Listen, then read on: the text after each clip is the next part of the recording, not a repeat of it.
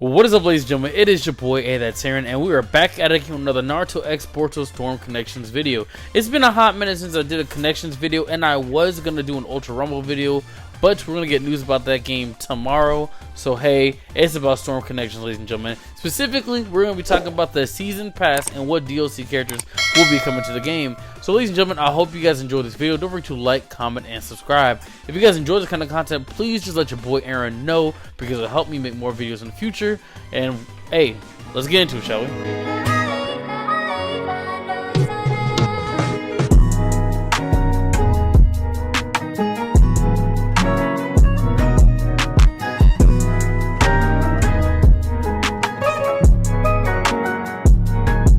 Alright, ladies and gentlemen, so if you guys have been under a rock or something, Naruto Storm Connections has confirmed a season pass in their recent reveal trailer, and they confirmed that there will be 5 characters in the season pass. Now, a lot of people have been having a lot of speculations, and I know I'm not the first person to say what characters are going to be in the season pass or not. So let me tell you guys why I think it's going to be in the season pass, and I'm going to give you guys very valid reasons for who I think is going to be in the season pass. First, ladies and gentlemen, let me dispel this right now. Let me get the idea out your head and out the window. We are not going to get a time skip Boruto in the season pass. I'm sorry to tell y'all, but we're not going to get no time skip Boruto at all. And there's a very valid reason for it. Correction, let me specify even more. We're not getting any of the time skip characters in general, because let me tell you guys why. A, the 2 Blue Vortex manga literally just recently dropped. And B, the anime has been on a hiatus for a grip, and they barely even animated my boy Code. So for them to even be able to drop time skip Boruto in the game that early, it just sounds ridiculous to me. Because when it comes to anime games, specifically the Storm franchise, oh, actually, let me just go back. When it comes to anime games as a whole, they get their traction and their money from people watching the anime, which will then generate hype that will make them move to the game. For example, whenever Boruto first came out and was animated and people started really finding out about Boruto, the first thing they wanted was Boruto and Naruto Storm 4. We did get Boruto, but we didn't get an updated Boruto until much later. You see what I'm saying? So they're not going to drop no time skip Boruto. I know it might be disappointing to some of y'all. Maybe in the future. It's not completely out the window, but maybe in the future we might get ourselves a time skip Boruto. Now, we're going to get into the list of characters who I think will be in the game as the season pass, right? The first character, obviously, I think it's going to be Boroshiki, right? They have not shown anything about Boroshiki. They have not mentioned Boroshiki. Boroshiki has not been any screenshots or has even been confirmed in the story mode. I think Boroshiki is going to be a season pass character, and let me tell you guys why. The reason Boroshiki is going to be a season pass character is it is going to generate hype. Boroshiki is going to generate hype and will make you want to buy the season pass. They knew what they were doing by not having Boroshiki in the base game. Think about it. If they have animated, correction, not animated, they have added in characters from that code arc that was in the anime already. For example, they brought in Boro, they brought in Delta, they brought in Kashin Koji, and they brought in Jingen. And Boroshiki really started snapping right there during that fight, and even afterwards whenever it was Boroshiki versus Kawaki. Like they have enough reference material to make Boroshiki. I swear to you, if we don't get a trailer or anything soon, the main reason they did not add Boroshiki in the base game is so they can generate hype for you to buy that season pass. And so yeah, I think the first character we're probably going to get is going to be Boroshiki. Especially if you look at Naruto, Boruto, Shinobi Striker. For their season passes of recent, what they'll do is they'll have a hype character that will be confirmed in the season pass to get you hyped to buy the season pass, and then you wait for that character to drop. When Shinobi Striker first dropped, you know, they did not have that many characters, but then they started dropping the Kage, Jiraiya, Tsunade, X1Z, Rada, and I think that's going to be the same thing that's going to happen here. I think they're just going to end up having Boroshiki as a character on the season pass to really get you guys to buy the season pass, and then, you know, go from there. The next character that I'm pretty sure is a given, not even pretty sure, I know is a given, is going to be Isshiki Otsutsuki. The reason I say that is because they have Jigen in the game, and with Jigen's awakening, he doesn't even turn into Isshiki. He turns into like the horned version of himself. And you got to keep in mind, you guys, we have Baryon Mode Naruto in the game, and with Baryon Mode Naruto was not beating up on Jigen.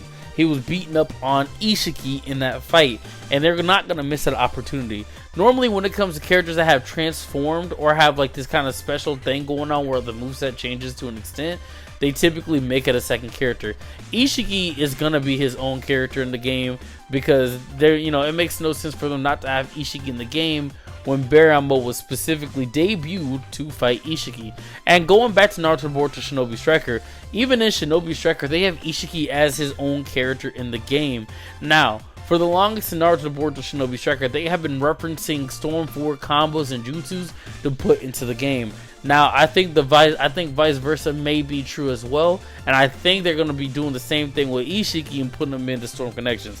But Isshiki, hands down, is going to be a DLC character as well, because like I said with Boroshiki, Isshiki is going to generate that hype to make people want to buy the game, and is going to help with the Season Pass sales for us to be able to get a Season Pass too. So I do think we're going to get ourselves an Isshiki in the game, and I think he's going to go crazy.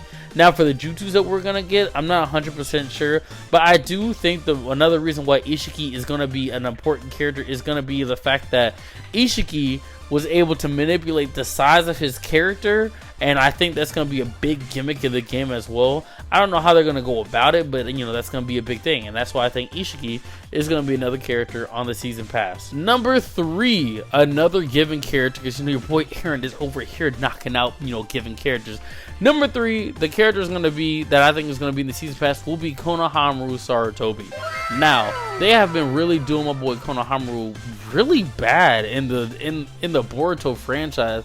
My boy is getting sidelined left and right. And spoiler alert, if you guys have not read the manga, the two Blue Vortex manga, Konohamaru is now the Hokage assistant, which is pretty good. My boy is stepping up. But other than that, Konohamaru really has not gotten his chance to shine, and we really want him to shine. He's the Kakashi of the group, of the new Team 7, so he should get that time to shine.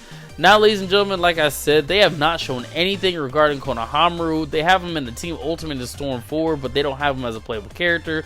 Konohamaru has a plethora of jutsus that he can be able to use. Even if you look at, again, Naruto Boruto Shinobi Striker, Konohamaru is his own character. He has his own jutsus that he uses and stuff like that. For example, one of his main weapons that you get in the game as a reward is his staff. That's a weapon that he gets to use. Another jutsu is his Fire Style Flaming Meteors jutsu, where he shoots out the little fireballs from when he jumps in the air, shoots a fireball. Burning Ash. He even has Sealing Jutsu. He even has Summoning Jutsu. Konohamaru is a very big character, and one of the main reasons people watch Boruto. It wouldn't make sense for them to have a Naruto X Boruto Storm Connections game have everyone else except for adult Konohamaru. You know what I'm saying? I think Konohamaru is going to be a given, and I think that he's going to be one of those earlier characters that are going to come out, right? I think Boroshiki is probably going to be one of the later characters to come out, just so they can make you buy the Season Pass and wait. Because think about it, why would they promote a Season Pass and Boroshiki be the first character? No. They're going to make you wait until he's the very last man, and that's when they're going to get you with the Season Pass. So I think Konohamaru is going to be in that little early to mid release date when it comes to Season Pass. But yes, Konohamaru Sarutobi, hands down, I think is going to be a character in the game. Number 4, we are now starting to get into some controversial stuff. I think, and hear me out. The next character that I think that will be in the Season Pass will be Kawaki after he gets Isshiki's abilities. Now, the reason I say that is because we're talking about Kawaki with the horn on his head that was going against Boroshiki. It was like Kawashiki versus Boroshiki. The reason I say that is because when Kawaki gets Isshiki's abilities, his moveset changes. He's still himself, but now you get to incorporate the manipulation of sizes that Isshiki had as well. Remember when my boy Kawaki was fighting against Code, he was shrinking Code's little portals so Code could not get away. He was making the gigantic pillars that Isshiki was rocking, X, Y, Z, blah, blah, blah. And I do think that we are probably going to get ourselves that version of Kawaki, because if we're going to get a Boroshiki, we're going to have something that matches that. And I think we're going to get like a Kawashiki, if that makes sense. Because normally when it comes to these games, they don't have one version of the main character without the other version of the side character. Does that make sense? For example, with every new Naruto, we got a new Sasuke. When we got Stage 1 Naruto, we got Taka Sasuke. Whenever we got the 5 Kage Summon Naruto, we got 5 Kage Summon Sasuke. So on and so forth. And it makes sense for them to add Kawaki as well in that form in the game. Because if you go Awakening with Kawaki, He just has his karma seal activated. He doesn't get the horn.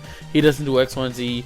He just gets that. And I think it'll be kind of interesting too, because they'll probably give him a new moveset as well to go with that. And I think that's gonna be pretty clean, because Kawaki already looks like a beast. Because his main thing is basically like the energy manipulation that he gets from his curse mark.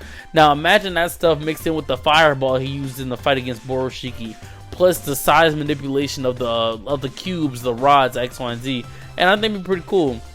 Now y'all probably gonna make the claim saying, oh, he's just gonna be a copy character of Code, which I don't think that's true. You guys gotta keep in mind, whenever they switch up jutsus and arsenals like that, they're not, you know, a copy character. You can even make the argument that every character in the game is a copy of another character, but when it comes to Kawaki with the Isshiki abilities, I don't think he'll be a carbon copy. I think he'll have his own combos, his own techniques, his own everything like that. So he'll be a whole different character.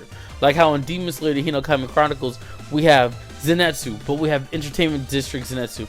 We have Tanjiro, but we have Entertainment District Tanjiro and School Tanjiro. You guys see what I'm saying? They're slightly different in a way that makes them stand out, which makes them be like, you know what, I might use this character. So that's what I think they're going to get. And finally, the last character that I think that they're going to have in the game as a DLC character, which makes the most sense to me, it will be Code. And it makes sense because Code is a very important character in the manga and in the show. And I just think it makes the most sense. It will wrap up basically where the anime left off at the time of this recording. The season pass should be a collection of where the anime left off at that certain point. And I think Code will be a perfect character to leave off right there, so we can be able to go crazy. Now with him, his whole gimmick will probably be the teleportation and stuff like that as well. And you know, they'll probably do some razzle dazzle with it. But I think that Code will be a perfect character to round off the first season of DLC, and then be able to lead our way into the next season of DLC. Because so far, if you look at the Storm Connections roster, we're basically captured the main characters of where the anime left off. We got Chidori Sakura, we got Sage Momitsuki, we got Kawaki, we got Jigen, we got Boro, we got Delta, we got Kashin Koji. We got the main characters of where we got so far up here to the anime. Now, if they do want to start dabbling in the side characters, they could do that. But for the main key characters, I think that this will be the roster right here, and it will round out with Code. That's just my opinion. Now, ladies and gentlemen, even if I miss on some of these, I can give you guys some potential characters that they could potentially add as well. A few characters that come to mind will be, the first one will be Kurenai. I think Kurenai makes the most sense because think about it. When it comes to all the characters that we have in Storm Connections, we are truly missing Kurenai Sensei as one of the senseis in the game. You know what I'm saying? Like for example, Team 7, we got Kakashi. Team Guy, we got Guy. Team Asuma, we got Asuma. You see where I'm leading out here? We even have Iruka Sensei in the game as well. But we don't have Kurenai. Kurenai was a big deal in the show before she got pregnant, obviously. But she was a big deal, especially for Hinata's team. And I feel like she will go ham with her Genjutsu abilities. Now, I don't know what else they will do with that, but we have more than enough games for them to build references off of to build a character, which will be Kurenai. So I think Kurenai could, you know, potentially be a character if they want to do like a flashback season pass DLC. Does that make sense? The next character that I could for sure see them doing if they do a flashback to the past, it will be Anko. Anko is one of those other crucial characters that honestly is really cool. She was like the first student of Orochimaru that we got to see outside of Kabuto. Anko was really standing her own against Orochimaru. The whole snake thing that she had going on was clean. Like overall, Anko was cool. Now I remember, and maybe if I'm wrong, someone correct me. Wasn't she a support only character in one of the Storm games? I feel like she was, and we were just very mind blown they did not have her as a character of her own. Because Anko was cool. Basically, she was like Orochimaru with more stern, stronger hitting taijutsu. You know what I'm saying? Does that make sense? I think that Anko would be a great addition to the game because, like I said, there's just some key characters that they just forgot about. And it's like, man, how could you forget about these goats? You know what I'm saying? Now, to finish off this video for it not to be too long, the other characters, I have two more characters. Now, someone said in my Discord server that Eida will be a good DLC character as well. Again, like I said, currently where they are in the anime, they don't have too much source like source material to make that character their own character, nor do they have the debuted enough in the anime to be their own character. You know what I'm saying? So that could be a potential future DLC character, but like in this first season pass, I don't see that. Now Daemon, I could see Daemon saying Daemon is the same way with Eida. Now with Eida, you know, you could probably scramble some stuff together, but we don't want no half-baked characters over here. Daemon, we really have not seen that much of Daemon to really be able to make a character as well. All we know is that Daemon is strong, but we don't know too much. Like the same thing with Eida. Eida is strong as well, but we don't have too much for us to work with. You know, we need enough for combos, grabs, both jutsus, ultimate jutsus, awakening, and how they'll be able to balance in the game. So those two characters, I do see them for sure coming in the season pass 2. If the anime picks up sometime soon and we, you know, start animating specific arcs, hands down, I bet my right toe that we're probably gonna get them characters in the season 2 pass. But that's just me.